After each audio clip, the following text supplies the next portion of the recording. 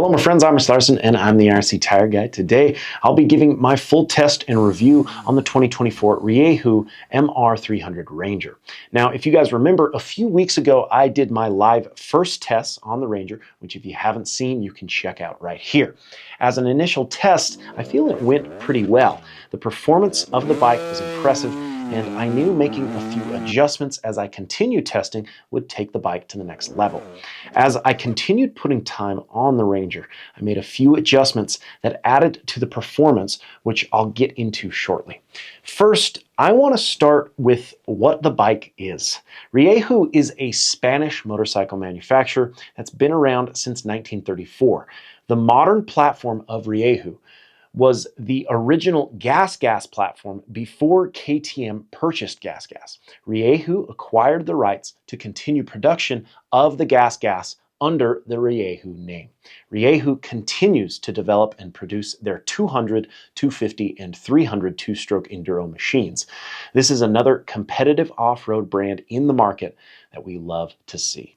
So I want to start with one of the main questions I saw on the posts I made with the Rieju. How is the parts availability? Because this is a somewhat less known or uncommon brand, there's always concerns about being able to get parts when you need them. Here in the US, we have Central Power Sports Distributing importing the Rieju models and parts. The cool thing about CPD importing the bikes is how easy it is to order parts. Going to cpdusa.com, you go to diagrams, scroll down to your model. CPD also is the importer of Electric Motion, AJP motorcycles, SWM motorcycles, and the Gas Legacy parts, which is the pre-2021 Riejus. Once you find your model, download the parts list, find the needed part, copy the part number, then type it into the search bar on cpdusa.com. And that brings up the available stock and purchase and then shipping.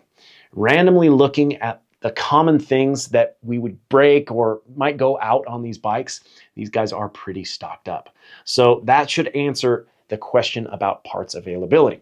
So now that we've spoke about what the brand is, where they're coming from, and how to get parts, let's talk about the bike itself. The Rieju MR300 Ranger is the somewhat base model of the Rieju machines. We have the top of the line Pro models, the middle of the line Racing models, and the base models Ranger. The way they've marketed this bike is plain and simple. Not everyone needs a race bike. This is a well-performing trail bike. Truly, that's what Rieju has delivered. This might be one of the best entry-level bikes on the market. At a price tag of $8,600, it's a killer bike for what it is. I'd say the majority of riders can't take this thing to the maximum potential. The Ranger models have open cartridge KYB suspension that comes with an adjustable linkage. For shorter riders, having that stock is great. The bike's seat height is also 1.5 inches shorter than the Racing or Pro models. Again, that's ideal for, I'd say, the majority of average riders. They've also tamed the power slightly on the Ranger models, putting the smaller 36mm key and carb compared to the 38mm on the Racing and Pro models, as well as a reduced size of the expansion chamber. This is said to be for a more user-friendly power. Once you get the jetting right, it honestly has plenty of power, making it a fun-to-ride 300 two-stroke that almost feels like a small-bore bike, but has more bottom-end grunt than any small-bore bike on the market. Speaking of jetting, let's break that down. If you guys watched the first review on the bike, you know from the shop, stock, the bike was very rich. We had a 160 main 38 pilot and a stock needle, which was the NE1F on the third clip.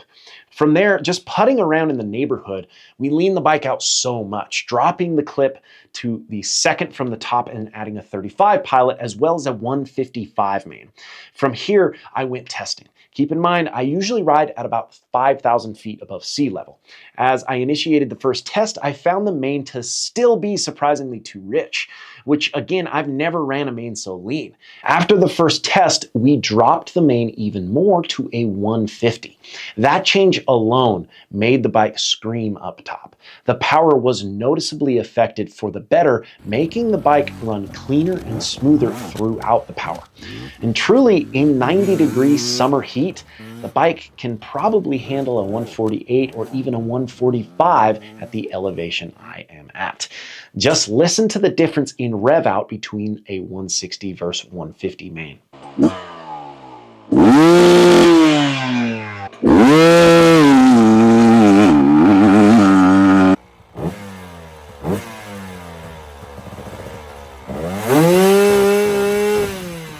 Now that the bike was running solid, we took it to the technical turn track where we tested the limits of the suspension. To me, this is the best way to find out how it handles the hard hits. The open cartridge KYB fork is very impressive for open cartridge suspension. It doesn't blow through the stroke like other open cartridge stuff I've tested. Now, I could get it to bottom on hard hits, but it was more resistant to that than expected. I do find with the slight loss in suspension travel on front and rear due to the lowered suspension, that causes a feeling of more springy or bouncy rebound. This is because we're using all of the stroke in the suspension where we wouldn't want to be. Which brings me to how I adjusted the shock to counteract this feeling of bouncing off the face of obstacles. As I hit certain obstacles, I felt like the shock especially was blowing through and then rebounding off of the obstacle, putting me into somewhat of a kick feeling. I tried slowing the rebound, and this also adds a feeling of slower compression as you adjust those clickers in, which helped a bit, but it still felt like it was giving me the same kick. So I actually added high-speed compression dampening, which helped keep the bike more in the stroke on those hard hits.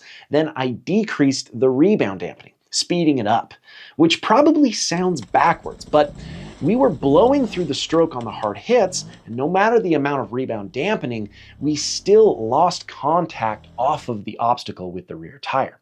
By decreasing the rebound dampening and making the shock faster, we could get the rear to maintain contact over each obstacle. With these adjustments, the suspension performed solid. I'd say I'm pushing the bike to the limit, but the vast majority of riders will be very happy with the performance once they get it all dialed in. Testing the bike from turn track to play riding, from enduro cross to steep hard enduro style terrain, the Ranger is a well-rounded machine. The 300cc Ranger retains a solid bottom end grunt of that of a 250, I would say. Of course, it won't grunt as low as a regular 300, but still has enough to pull you out of those tough sections.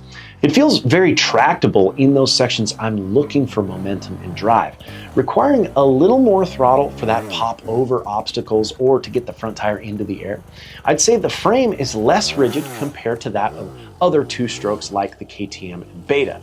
The weight is about the same and feels very similar to other 300cc two-strokes, although you do feel like you're on a smaller bike because of the height and the stroke of the suspension.